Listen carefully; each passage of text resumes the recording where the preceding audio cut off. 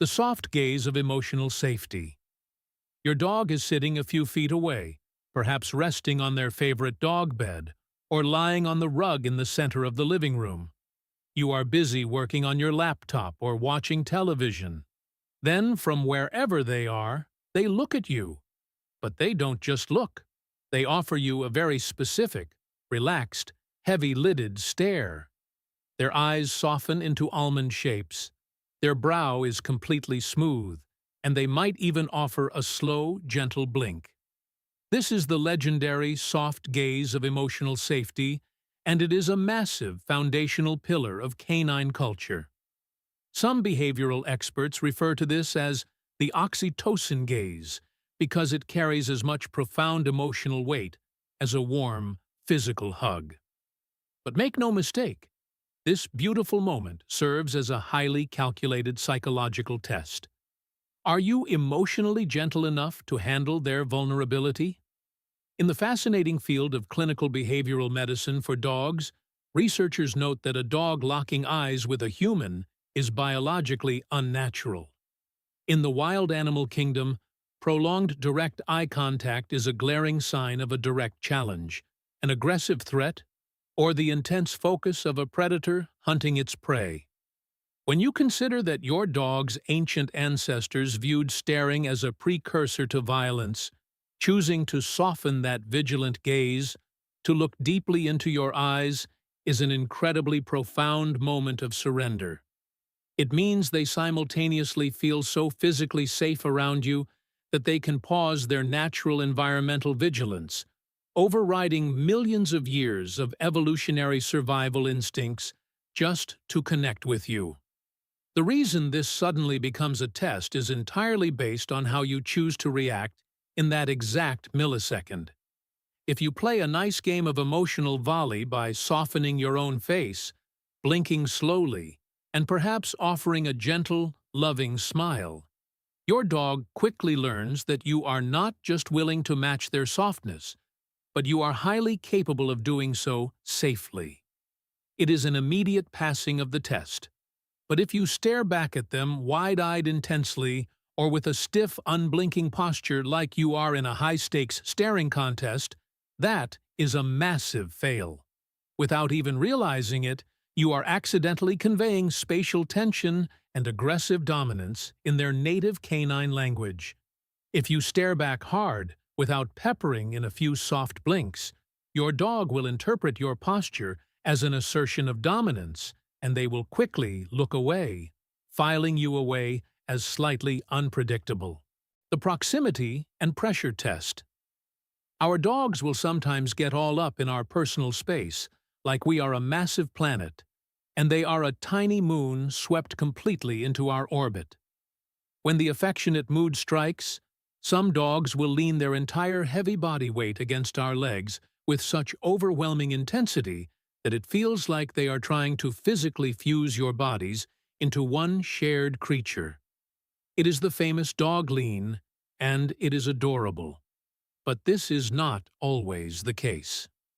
As any experienced dog owner will know, sometimes our furry companions are in an aloof, independent, time-on-my-own kind of vibe. And other times, they fall squarely in the mysterious middle ground. They want to connect with you, but they want to carefully gauge the environmental temperature before they commit. And yes, this is a highly calculated test for you. Sometimes they test exactly how you behave when they enter your personal space, but do not yet actively engage with a nudge, a lick, or a lean. They might walk casually near you, stopping to sit at the absolute furthest edge of the couch, not touching you, not asking to be petted, just silently orbiting your space. They want to see if you will react in a way that truly respects their control over the approach. It is their canine version of walking into a crowded room, giving you a casual nod from across the floor, and assessing your vibe before walking over for a handshake. When you study canine cognition and the complex dynamics of the human-dog relationship, a fascinating pattern emerges. Dogs will show a massive, noticeable increase in affiliative behavior. which is the fancy scientific way of saying pro-social loving actions when the human in question allows the dog to strictly dictate the timing, pace, and physical distance of the initial contact. Essentially, your dog is actively studying whether you are the type of person to grab, pull, crowd, or impatiently interrupt their process. If your dog moves near you and you casually let them dictate the very next step without forcing the interaction, congratulations. You have officially passed the proximity test with flying colors. You have proven that you accept and deeply respect their bodily autonomy. But if you eagerly reach out to them a little too fast, if you try to drag them into a suffocating hug before they are emotionally ready, sadly, this means you failed the test. It is not because your dog dislikes your affection. It is because you revealed a severe lack of patience. In highly structured dog society, patience is vastly more than just a virtue. It is a vital social currency and absolute proof that you are a stable, grounded leader. Dogs do not want you to chase them down and force affection. They would much rather you be a calm lighthouse that is always radiating warm light, drawing them safely into the harbor whenever they wish to approach. The greeting ritual test.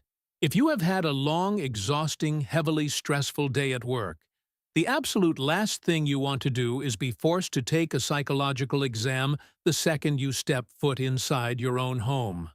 But I regret to announce that pretty much every single time you walk through your front door, your dog has already prepared a highly detailed test sheet for you to take. They have a highly choreographed greeting ritual, and every single energetic step of it is secretly a test of your bond. In fact, veterinary behaviorists would argue that the welcome home procedure is one of the biggest, most crucial tests in your dog's entire behavioral repertoire. Perhaps as you walk through the door, they trot toward you with their entire back half wiggling uncontrollably. Perhaps they let out a series of high-pitched, joyful little whines. Maybe they frantically run to grab a dirty sock or a slobbery stuffed animal to proudly present to you as a glorious prize. These are not just random bursts of chaotic energy. These are deliberate, calculated micro-tests to actively gauge whether, upon your highly anticipated return, your emotional energy in that specific moment matches their deep psychological needs. In the wild, when members of a wolf pack return to the den after a long, dangerous hunt or a period of separation, the pack engages in an intense, joyful reunification ritual. It reaffirms their social bonds and confirms that the family unit is still intact, safe, and entirely secure. Your dog is doing the exact same thing. They are using these greeting rituals to confirm if their deep, unbreakable bond with you is still strong after your long absence. It is the canine equivalent of a friend who hasn't seen you in a long time running up and asking, "Are we still good?" before the conversation really gets flowing. If you greet your dog with a soft, warm voice, gentle words, a big smile, or a hand offered for a polite sniff ritual, you pass. You show them that you deeply value their presence, that you miss them too, and that you completely understand their instinctual greeting customs. But if you blindly blow past them, staring at your phone, ignoring their tippy taps, or scolding them for being too excited without acknowledging their desperate attempt to connect, it is incredibly rude in their language. They quietly file that cold rejection away in their heads, right in the mental drawer titled disappointing. The vocalization and sigh response test. From time to time, your dog will try to talk to you. Even the most introverted, calm, non-vocal dog will occasionally come out of their shell to communicate audibly. They might let out a high-pitched, pathetic little whine from across the couch. If not a whine, maybe just a subtle low grumble in the back of their throat. Or perhaps they go the full dramatic route and unleash a long, heavy, vibrating sigh while resting their chin on their paws, sounding exactly like a Victorian poet who has just been subjected to a great tragedy. Now, sure, there are a lot of basic reasons why your dog vocalizes at you. They might just want a treat, a walk, or a scratch behind the ears. But sometimes, and vastly more often than you might actually think, this vocalization is a highly specific psychological test. This test is essentially your dog's brilliant, remixed version of a classic call and response. They are actively, carefully watching to see exactly how long it takes you to react to their noise. And infinitely more importantly, they are judging exactly what specific emotional tone you use when you finally do react. Dogs are, for all intents and purposes, masterful acoustic psychologists. Canine cognition experts have proven that dogs can actually distinguish the tiniest, microscopic emotional nuances in the human voice, with an almost terrifying level of precision. Your tone tells your dog absolutely everything they need to know about your current mood, your internal patience level, your overall emotional availability, and exactly how much you value their innocent attempt to communicate with you. If your dog lets out a dramatic sigh or a soft whine, and you respond with a warm, gentle, "What's wrong, buddy?" Even if you need a second or two to look up from your laptop, you officially pass the test with flying colors. You have successfully shown emotional reliability and safety. But if you snap at them, let out an irritated sigh of your own, or respond with sharp annoyance like, "What do you want now?" Sadly, your dog will immediately lock that reaction away. They will interpret it as a glaring sign that your mood is highly volatile, unpredictable, and not always safe to approach. Failing this test simply means your dog may begin to quietly rein in how often they try to talk to you, preferring to keep their feelings to themselves rather than risk your irritation. The toy offering trap test. This is one of the most confusing, highly misunderstood behaviors in the entire canine repertoire. You are sitting in the living room, and your dog proudly walks up to you with their absolute favorite, most heavily guarded squeaky toy or chew bone clamped firmly in their mouth. They stand practically on top of your feet, making intense eye contact, essentially shoving the toy right into your face. Naturally, you assume they want to play fetch or tug of war. But the exact, precise millisecond you reach your human hand out to take the toy, they violently snap their head away, dodge your hand, and take a quick step backward. You reach for it again, and they dodge you again. You might think they are just playing a frustrating game of keep away, but you are actually sitting right in the middle of a highly complex canine trust test. I call this the toy offering trap test. In the animal kingdom, high-value resources like food, bones, and prized possessions are matters of absolute life and death. When a dog walks up to you and displays their most valuable earthly possession, they are not always offering it to you to take. Often they are simply saying, "Look at this amazing thing I have. Do you see how valuable it is?" The test is to see how you, the pack leader, handle their prized resources. Are you a respectful, benevolent leader, or are you a greedy resource guarder yourself? If you aggressively lunge forward, forcefully pry their jaws open, and snatch the toy away from them without their permission, you have tragically failed the test. You have proven that you cannot be trusted around their valuables, and they will learn to aggressively guard their items or hide them from you in the future. However, if you pass the test, the results are beautiful. To pass, you simply need to admire the toy without stealing it. Tell them what a great toy it is. Give them a gentle pat on the shoulder and let them keep it in their mouth. By admiring their prize without forcefully confiscating it, you prove that you are a safe, respectful companion who honors their possessions. You build an unshakable foundation of trust. The belly surrender test. You walk into the room, or perhaps you gently scold your dog for chewing on a shoe, and they immediately flop down onto the floor, roll completely over onto their back, and expose their soft, unprotected belly to the ceiling. If you are like most dog owners on the planet, your immediate, overwhelming human instinct is to drop to your knees, say something in a high-pitched baby voice, and furiously rub their exposed stomach. After all, a dog on its back always wants a belly rub, right? Wrong. This is the belly surrender test, and misreading it is one of the most common ways humans accidentally betray a dog's trust.